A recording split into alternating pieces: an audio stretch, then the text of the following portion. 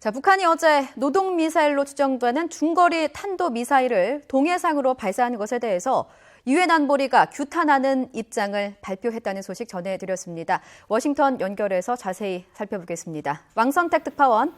네, 왕선택입니다. 네, 유엔 안보리가 이 북한의 중거리 탄도미사일 발사에 대해서 규탄 성명을 발표했습니다. 굉장히 이례적인 일이지요? 네, 그렇습니다.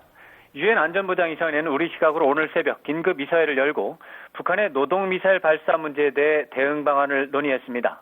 2시간 정도 회의가 끝난 뒤 유엔 안보리는 언론 성명을 통해 북한을 규탄하는 입장을 발표했습니다.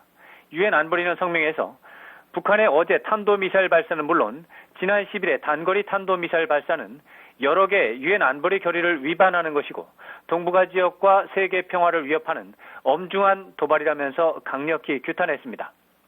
이번 성명은 의장 성명보다는 한 단계 낮은 언론 성명의 형식을 띠고 있지만 유엔 안보리가 북한의 중거리 미사일 발사에 대응하기 위해 안보리 긴급회의를 개최하고 입장을 발표하는 것은 매우 이례적인 것입니다.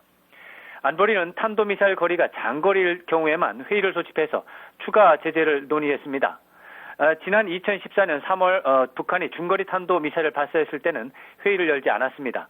그리고 지난 10일 단거리 미사일 발사의 경우에도 탄도미사일 기술이 적용된 만큼 유엔 결의 위반이지만 유엔 안보리가 즉각적으로 열리지는 않았습니다. 따라서 유엔 안보리가 긴급 이사회를 열고 언론 성명까지 발표한 것은 북한의 탄도미사일 발사에 대한 엄중한 경고 입장을 강조한 것으로 해석됩니다. 다만 의장 성명이 아니라 언론 성명의 형식을 사용한 것은 이번 북한의 도발이 장거리 미사일이나 핵실험이 아니라는 점을 감안한 것으로 해석됩니다. 따라서 앞으로 또 다른 유엔 안보리 제재 결의를 추진할 것인지 여부에 대해서는 아직 공감대가 형성이 되지 않았고 추가적인 논의가 필요할 것임을 시사하는 것으로 해석됩니다. 지금까지 워싱턴에서 전해드렸습니다.